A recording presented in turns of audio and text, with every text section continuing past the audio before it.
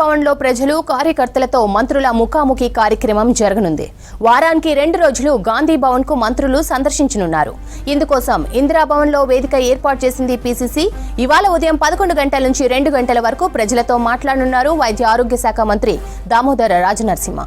ఈ కార్యక్రమంలో పీసీసీ అధ్యక్షులు మహేష్ కుమార్ గౌడ్, సీనియర్ కాంగ్రెస్ నేతలు పాల్గొంటారు.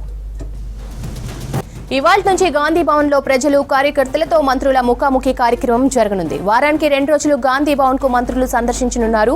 ఇందుకోసం ఇందిరాభవన్ లో వేదిక ఏర్పాటు చేసింది పీసీసీ. ఇవాళ ఉదయం 11 గంటల నుంచి 2 గంటల వరకు ప్రజలతో మాట్లాడనున్నారు వైద్య ఆరోగ్య శాఖ మంత్రి దామోదర రాజనరసింహ.